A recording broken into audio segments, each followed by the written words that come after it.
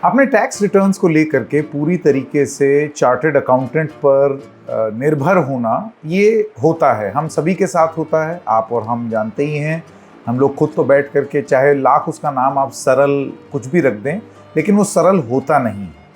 लेकिन ऐसी स्थिति में भी वो फॉर्म इतना कॉम्प्लिकेटेड है कि उसको लेकर के तमाम प्रॉब्लम्स आ रही हैं। उसके बहुत सारे ऑनलाइन टूल्स, जो बोला गया था कि इनकम टैक्स रिटर्न्स फाइल होगी, ई फाइलिंग होगी, उसकी तमाम यूटिलिटीज़ होंगी, इन सब चीज़ों को लेकर के भी एक कन्फ्यूजन बना रहा। अब एक अच्छी खबर सामने आ रही है और उससे जुड़े हुए 5 पहलू हम जानेंगे। इनकम टैक्स रिटर्न फाइल करने की आखिरी तारीख को अब खिसका दिया गया है 15 सितंबर तक, यानी कि अब इतना समय और है कि आप बैठ करके अपने पिछले वित्तीय वर्ष का इनकम टैक्स रिटर्न फाइल कर सकते हैं। ये ज़रूरी क्यों है? इसलिए नहीं कि लेट लतीफ़ लोगों को एक मोहलत मिल जाए, लेकिन ये इसलिए ज़रूरी है क्योंकि बहुत केसेस में ऐसा मामला भी आ रहा है जहां पर लोगों को ठीक से चीज़ें समझ में नहीं आ रही हैं और ऐसे में जल्दबाजी ना करनी पड़े उनको और उसमें गलत सलत ना कर दें। इस वजह से ये इनकम टैक्स फाइलिंग के लिए समय जो बढ़ाई गई है, जो अवधि बढ़ाई गई है, ये एक स्वागत योग्य कदम है। ये 5 चीज़ें क्या हैं, ये आपको जानना बहुत ज़रूरी है क्योंकि आप भी इनकम टैक्स रिटर्न्स फाइल करते हैं और ये सारी चीज़ें जानना ज़रूरी है कि ये बदलाव क्या हैं, बदलाव किस तरीके से अफेक्ट होंगे और 15 सितंबर तक जो छूट मिली है उसमें आप उसको किस तरीके से यूटिलाइज कर सकते हैं। नमस्कार, मेरा नाम है संकेत उपाध्याय और आप देख रहे हैं इशारों इशारों में।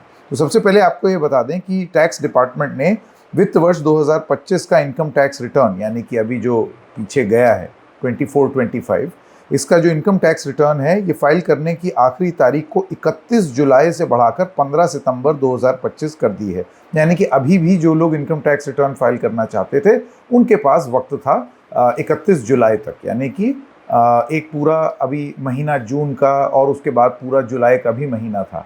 लेकिन ये ज़रूरत महसूस हुई कि इसको 31 जुलाई से भी आगे बढ़ाया जाए, और वो क्यों हुआ वो मैं अभी आपको थोड़ी देर पहले बताऊंगा। इनकम टैक्स विभाग ने मंगलवार यानी कि 27 मई को इस बात की पूरी तरीके से जानकारी दी है।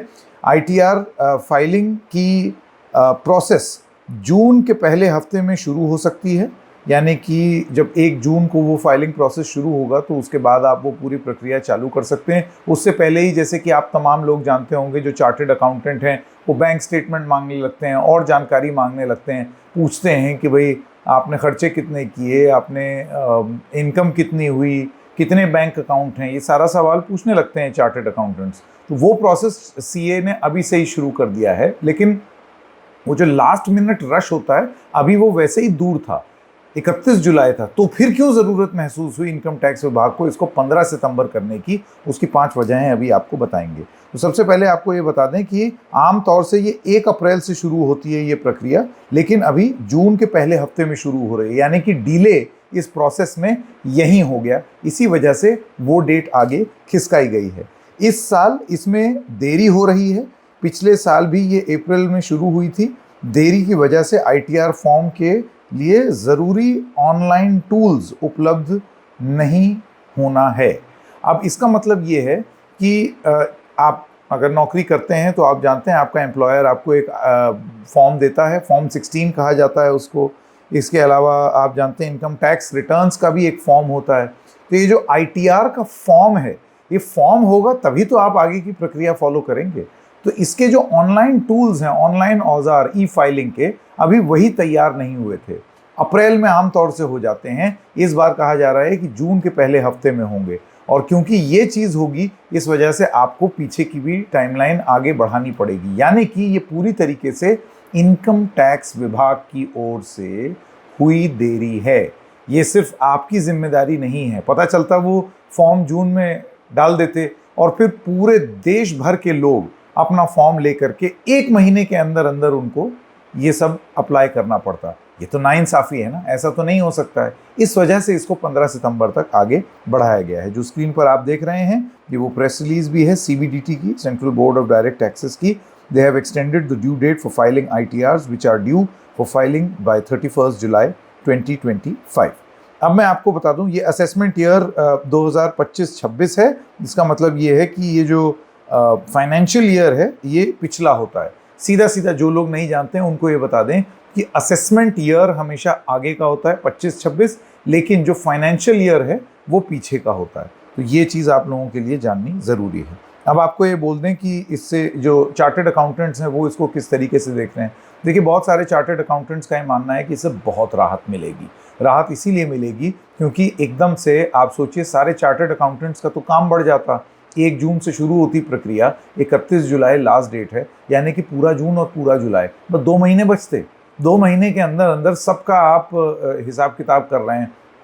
उतने में ऑनलाइन टूल्स भी तैयार नहीं हैं। इसको लेकर के बहुत सारे ग्रीवांसेस भी आते हैं, बैक एंड फोर्थ ये सारी चीज़ें होंगी। उसमें पता चला किसी का फॉर्म ठीक से भरा नहीं भरा, तो ये इम्प्रूवमेंट कर लेना, और उसके लिए समय बहुत ज़रूरी है। आप बार बार तो रिटर्न्स फाइल करते नहीं हैं, ठीक है ना, एक ही बार करेंगे, तो वो सारे औजार ढंग से उपलब्ध हों, ये बहुत महत्वपूर्ण था। तो सीए बड़े खुश हैं इस चीज़ से। उन्होंने कहा कि कई मामलों में एनुअल इंफॉर्मेशन स्टेटमेंट यानी कि AIS भी ठीक से नहीं मिल रहा है, इसीलिए ये एक्सटेंशन प्रोफेशनल्स और टैक्स पेयर्स दोनों के लिए एक राहत की बात है। ये एक दिक्कतें आनी शुरू हो गई हैं। अब मैं जल्दी से आपको 5 पॉइंट बता देता हूं जिसके बारे में हम बात कर रहे थे। ITR फाइलिंग की देरी के कारण और प्रभाव को आप ये आसानी से समझ पाएंगे। नंबर 1, इस साल ITR फाइलिंग में देरी क्यों हो रही है? जैसे कि मैंने आपको बताया, वो देरी इसलिए हो रही है क्योंकि ITR फाइलिंग की प्रक्रिया मुख्य वजह से ITR फॉर्म के लिए ऑनलाइन संबंधित ई-फाइलिंग यूटिलिटीज़ उपलब्ध ना होना। आपका कसूर नहीं है, ये CBDT और इनकम टैक्स डिपार्टमेंट का कसूर है, वही नहीं मुहैया करा पाए हैं, इस वजह से उन्होंने इसको आगे बढ़ाया है। नंबर 1। नंबर 2, ITR फाइलिंग की प्रक्रिया कब तक शुरू होगी? तो जैसे कि आप जानते हैं, अभी मैंने थोड़ी देर पहले आपको बताया, ये प्रक्रिया जून के पहले सप्ताह में शुरू हो जाएगी और उसके बाद आपके पास 15 सितंबर तक टाइम होगा, तो टाइम काफ़ी होगा। ये एक पॉइंट हो गया। इसके अलावा मैं आपको ये भी बता दूं कि पॉइंट नंबर 3, ई-फाइलिंग यूटिलिटीज़ क्या हैं और इतना ज़रूरी क्यों है? ये बहुत बड़ी बात है ना, डिले कैसे हो गई, ये ई-फाइलिंग क्या बला है भाई? तो आपको ये बता दें, ये यूटिलिटीज़ एक सॉफ्टवेयर टूल है जो income tax department tax payers को अपने रिटर्न फाइल करने के लिए देता है। इसमें व्यक्तिगत टैक्स पेयर्स जैसे कि सैलरीड लोग इस्तेमाल कर सकते हैं। इसमें प्री फिल्ड डेटा जैसे कि सैलरी, ब्याज, आय, TDS, ये सारी चीज़ें होती हैं। JSON और एक्सेल यूटिलिटीज़ होती हैं। अगर आप जैसे माइक्रोसॉफ्ट एक्सेल यूज़ करते हैं तो उसकी यूटिलिटीज़ होती हैं। ये टैक्स प्रोफेशनल्स इस्तेमाल करते हैं, जहां डेटा ऑनलाइन भरकर पोर्टल पर अपलोड किया जाता है। इन टूल्स के बिना रिटर्न फाइल करना संभव ही नहीं है, और डेटा वैलिडेशन, फॉर्म सबमिशन और सिस्टम इंटीग्रेशन के लिए ये सारी चीज़ें ज़रूरी हैं, और यही टूल्स काम नहीं कर रहे थे ढंग से, और इन्हीं को ठीक किया जा रहा था इनकम टैक्स विभाग की तरफ से। तो ये अब आप समझ लीजिए कि ये कितना ज़रूरी हो जाता है। चार्टर्ड अकाउंटेंट होंगे वो इस बात को समझेंगे। क्वेश्चन नंबर 4, इस देरी का टैक्स पेयर्स पर क्या असर पड़ेगा? अब कोई असर नहीं पड़ेगा। जो लोग जल्दी रिफंड की उम्मीद कर रहे थे उनको थोड़ा सा इंतज़ार करना पड़ सकता है, लेकिन प्लस साइड ये है कि आप बहुत आराम से, सुकून से भी अपना ITR फाइल कर सकते हो। भगदड़ नहीं मचेगी एकदम से 2 महीने की।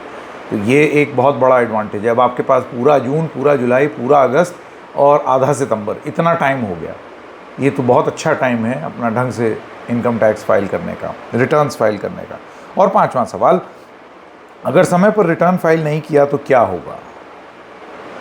ये एक बहुत, मुझे याद है हम लोग भी जब इतनी तनख्वाह नहीं हुआ करती थी कि कुछ इनकम टैक्स भी दें, तो भी चार्टर्ड अकाउंटेंट ये कहते थे कि नहीं, आप अपना रिटर्न फाइल कीजिए।